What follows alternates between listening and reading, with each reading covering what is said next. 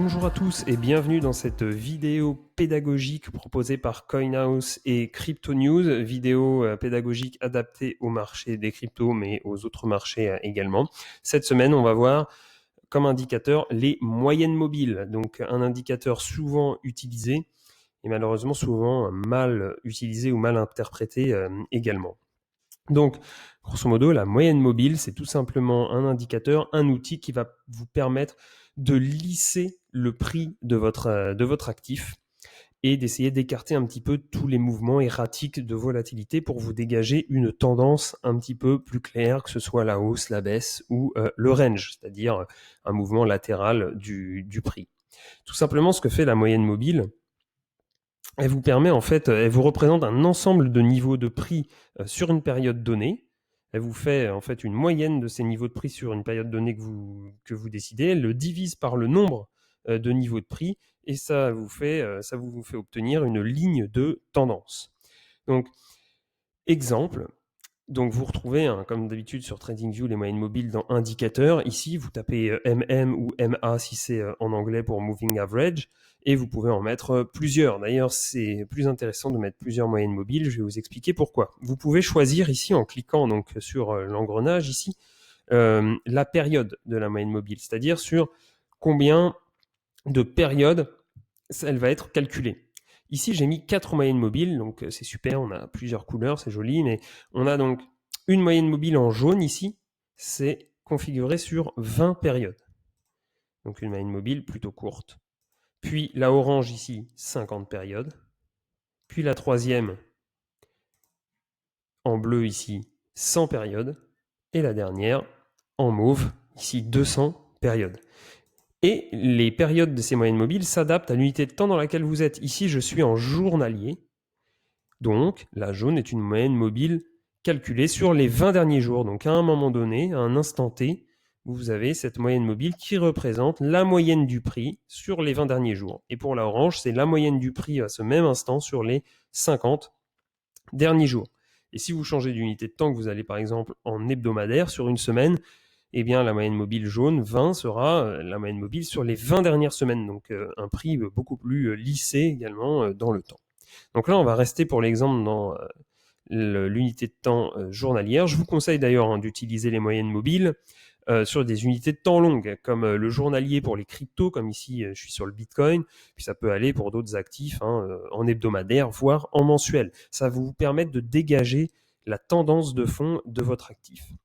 Alors, qu'est-ce qu'il faut faire et ne pas faire avec les moyennes mobiles? En fait, je vais commencer par ce qu'il ne faut pas faire, parce qu'on entend souvent, oui, alors, une moyenne mobile courte période, comme là par exemple la jaune en 20, qui va croiser à la baisse une moyenne mobile moyenne période, comme par exemple ici la 50, c'est un signal de vente. Et à l'inverse, la moyenne mobile courte période qui croise une moyenne mobile plus longue période, c'est un signal d'achat. Eh bien ça, souvent, déjà d'une, ça va assez mal marcher puisque les moyennes mobiles lissent dans le temps, donc ça va laguer, il va y avoir de la latence par rapport à ce que fait le prix. Ça va souvent vous donner un signal tardif et au pire des cas, ça va vous donner un faux signal parce que si vous êtes sur une tendance de fond qui est haussière et que vous cherchez à vendre, ça va pas forcément marcher. Non, ce qu'on peut voir et ce qui est intéressant de voir avec les moyennes mobiles, c'est sur quelle tendance de fond nous sommes, l'actif est sur quelle tendance vraiment sur le moyen ou long terme pour pouvoir justement derrière avec d'autres indicateurs faire des entrées, savoir dans quel sens davantage on va trader pour mettre davantage les probabilités de notre côté.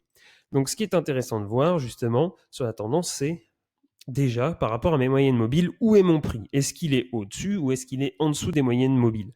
Ici, je mets un exemple avec le Bitcoin sur l'année 2017. Comme vous le savez, l'année 2017 a été une année particulièrement haussière pour Bitcoin. Donc là, je remarque que mon prix est au-dessus des moyennes mobiles et puis surtout, les moyennes mobiles sont alignées, ce qui est plutôt logique, puisque une moyenne mobile courte période, comme là par exemple la moyenne mobile 20, va être plus proche du prix. À l'inverse, la 50, elle va être un petit peu plus éloignée du prix. Vous avez compris, etc. pour la 100. Et puis enfin, là par exemple, la 200 période, qui réagit beaucoup moins forcément aux fluctuations du prix et montre vraiment une tendance lissée beaucoup plus dans le temps. Mais si j'ai une configuration où mon prix est au-dessus des moyennes mobiles et qu'en plus toutes mes moyennes mobiles sont alignées dans l'ordre avec la 20 qui est près du prix, la 50, puis la 100, puis la 200, c'est que je suis dans une tendance de fond qui est clairement haussière. J'en profite pour vous dire que vous pouvez ajuster les périodes des moyennes mobiles comme vous voulez, choisir le chiffre que vous voulez. Là, j'ai pris des chiffres qui sont souvent observés sur le marché. Par exemple, la moyenne mobile 20 périodes, c'est la médiane des bandes de Bollinger. Et puis, des moyennes mobiles 50, 100 ou 200 sont souvent observées par le marché. Mais vous pouvez faire vos propres essais en fonction des actifs et voir ce qui fonctionne le mieux. Donc là, voilà, quand on est dans une tendance haussière avérée avec un prix au-dessus, et bien justement, ce qu'on peut faire, c'est se dire, tiens, quand le prix va offrir des corrections et va par exemple revenir au contact de la moyenne mobile 20, je vais tenter des achats parce que je sais que je suis dans une tendance de fond haussière. Donc si le prix revient corrigé sur la moyenne mobile 20 ou sur la moyenne mobile 50 par exemple, eh bien, je peux tenter des achats pour jouer les rebonds et une continuation de tendance. On a davantage les probabilités qui sont dans notre sens si on se met dans le sens de la tendance. Pourquoi vouloir absolument chercher à vendre un actif qui est dans une forte tendance haussière? Là, on voit les moyennes mobiles qui sont sous le prix, qui en plus sont orientées à la hausse.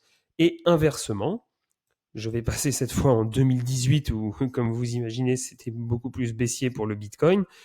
C'est le système totalement inverse. On a un prix qui, lui, regardez, se retrouve sous les moyennes mobiles, comme par exemple ici au mois de juin 2018.